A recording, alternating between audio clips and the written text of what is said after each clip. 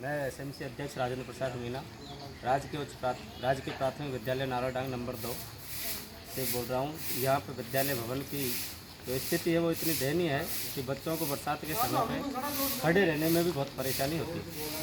न बैठने की उचित व्यवस्था है और ना ही विद्यालय भवन में कोई तरह की सुविधा है। अतः मैं इस स्थिति को, इस दयनीय स्थिति को देखते हुए सरकार से, प्रशासन से यही उम्मीद करता हूँ, यही आशा करता हूँ कि इसमें यदि कोई कल की तारीख में कोई ऐसी गंभीर घटना हो जाती है तो उसके लिए स्कूल प्रशासन जिम्मेदार नहीं होगा, इसके लिए सरकार प्रशासन ही जिम्मेदार होगी।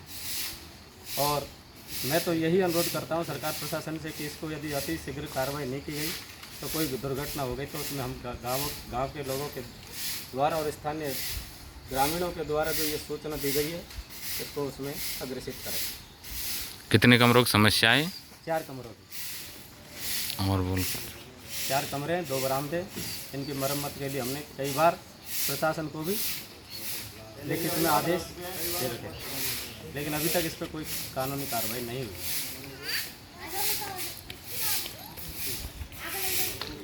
मैं अध्यापक आदित्य कुमार, राजकीय प्राथमिक विद्यालय नारायण नंबर 2। हमारे विद्यालय की जो विद्यालय भवन की छत है वो जर्जर है। जैसे ही बरसात आती है तो इसमें छत से पानी टपकता है। छत से पानी टपकता है तो क्या है कि हमारे बच्चों की हमें छुट्टी करनी पड़ती है, क्योंकि जब बरसात आती है तो पानी गिरता है तो बच्चे भीगते हैं। विद्यालय का रिकॉर्ड है, जो पुस्तकें हैं वो भी बच नहीं पाती हैं।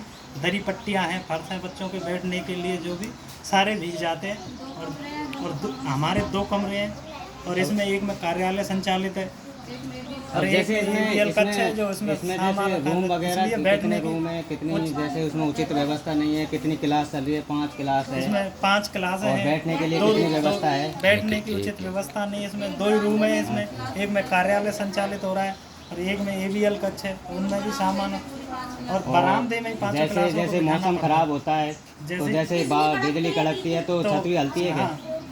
हलती है और लगता है कि छत गिर सकती है, इसलिए हमको क्या है कि बच्चों की छुट्टी करनी पड़ती है। इससे बच्चों की पढ़ाई भी प्रभावित होती है।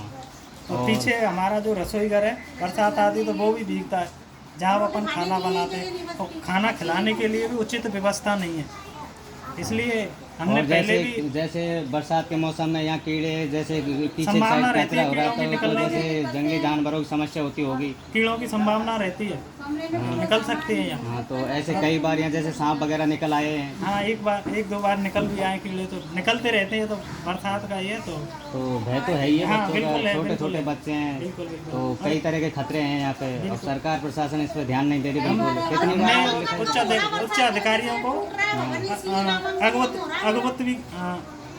अवगत करवा दिया है पहले भी, और इस बार भी दे चुके हैं, क्योंकि ये बरसात का सीज़न है। कई बार बरसात हुई है तो लगता है कि कहीं कोई बच्चों की छत गिर जाए तो ज़्यादा बरसात होती है तो छुट्टी नहीं कर सकते और पूरे बच्चे भीग जाते हैं। किताबें हैं वो भीग जाती है, रिकॉर्ड भीग जाता है पूरा स्कूल का। हाँ, इसलिए नामांकन भी स्कूल का कम हो रहा है, क्योंकि जब उचित व्यवस्था नहीं है तो फिर नामांकन कैसे लें। और कोई घटना घट गई तो उसका जिम्मेदार भी हमको ही होना पड़ेगा। फिर सरकार को जिम्मेदारी लेनी पड़ेगी, क्योंकि प्रशासन तो कई बार लिख के दे चुका होगा। हमने स्कूल प्रशासन अवगत करा चुका है। कितनी बार अवगत करा चुके हैं? कई बार दे दिया हमने। अभी तक कोई किस को दिया था, किस के नाम दिया था? हमने PO साहब को दे दिया, हमने CDO सर को भी दे दिया। अच्छा, तो फिर अभी तक कोई कार्रवाई नहीं हुई? ग्राम पंचायत के लिए भी पहले दे चुके, लेकिन किसी ने कोई कार्रवाई नहीं की। अभी तक कोई कार्रवाई नहीं। तो सरकार प्रशासन इस चीज़ का ध्यान दे कि इतनी बार समस्याओं को बताने के बाद में और इतना लिखने के बाद में भी अगर ध्यान नहीं दे रही है तो इन बच्चों का भविष्य कहाँ जाएगा? इतना पुराना ये दर्जर है, इतने बच्चे पढ़ रहे हैं। अगर कल को किसी का भी बच्चा अगर कोई दुर्घटना हो जाती है, कोई भी घटना हो जाती है तो इसका जिम्मेदार कौन है? तो सरकार